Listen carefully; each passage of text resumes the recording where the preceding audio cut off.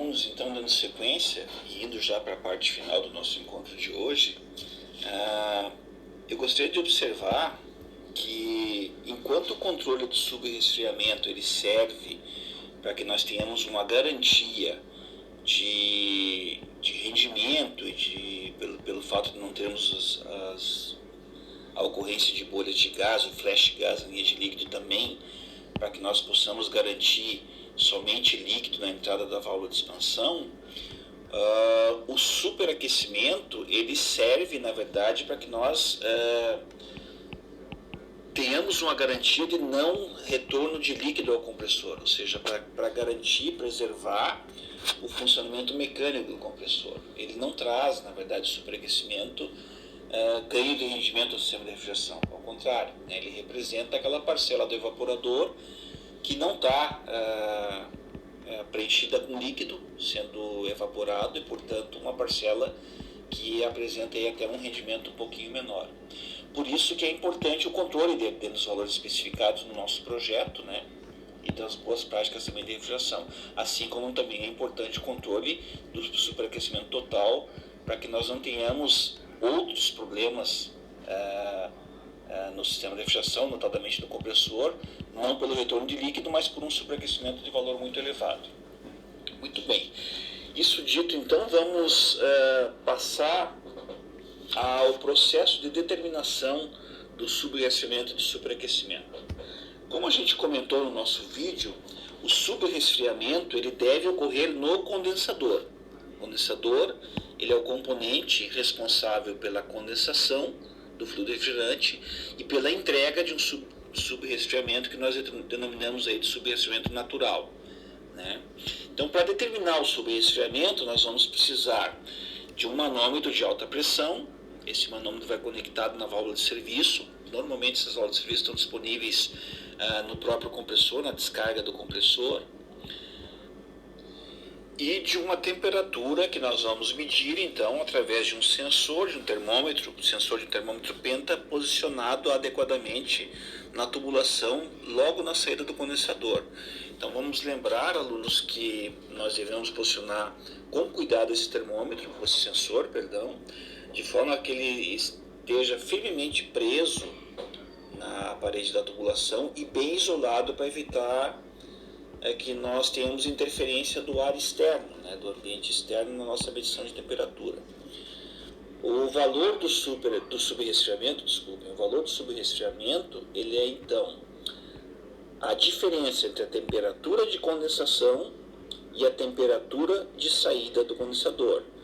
Então é a diferença entre a temperatura que nós obteremos pela conversão da pressão de alta em temperatura de condensação, lá pela tabela do fluido refrigerante que estiver sendo utilizado nesse sistema de refrigeração, e a temperatura diretamente medida no termômetro, né, no sensor, que está posicionado na saída do condensador, conforme vocês podem observar então ali no desenhozinho que nós temos que está auxiliando essa transmissão. O superaquecimento, então, nós vamos medir agora, né, começando pelo superaquecimento útil ou estático, ou seja, aquele que ocorre no evaporador.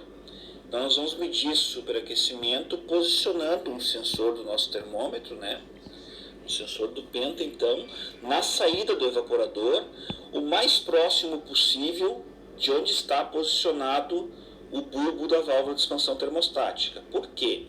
Porque assim fazendo, a gente vai ter uma ideia da operação da válvula e até, se for necessário fazer algum tipo de regulagem, essa regulagem vai representar algo mais próximo da realidade, né? Então nós temos que estar medindo aquela temperatura que a princípio é a temperatura que a válvula de expansão termostática está sentindo no bulbo, certo? Então nós vamos precisar dessa temperatura medida com o termômetro e nós vamos precisar também da temperatura de evaporação que vai ser obtida pela conversão da pressão de baixa, né? Nós vamos medir a pressão de baixa em algum ponto aí da linha de sucção. Aí é importante que nós tenhamos um ponto de medição próximo ao evaporador, também próximo a onde está posicionado o bulbo da válvula de expansão, uma vez que para evaporadores grandes, nós já aprendemos, né, que para evaporadores grandes pode existir uma perda de carga ao longo do próprio evaporador e que vai ter impacto na temperatura de evaporação, conforme nós vimos nas aulas anteriores, né? Então, um evaporador grande ele tem variação de temperatura de evaporação ao longo do evaporador, que é devida ali à pressão de baixa que ocorre no evaporador logo após a válvula de expansão, ainda diminuída da perda de carga ao longo do evaporador. Então, para o cálculo de superaquecimento, o cálculo correto de superaquecimento, nós devemos ter a pressão tomada na saída do evaporador, muito próximo também, o mais próximo possível, de onde nós temos o sensor da válvula de expansão, né? Então toma-se a pressão de baixa nesse ponto e através dela nós vamos então na tabela do fluido refrigerante da câmara e descobrimos a temperatura de evaporação. O superaquecimento útil é então a diferença entre a temperatura de saída do evaporador, que deve ser um pouquinho superior à de evaporação, né? Então a diferença entre essa temperatura e a temperatura de evaporação.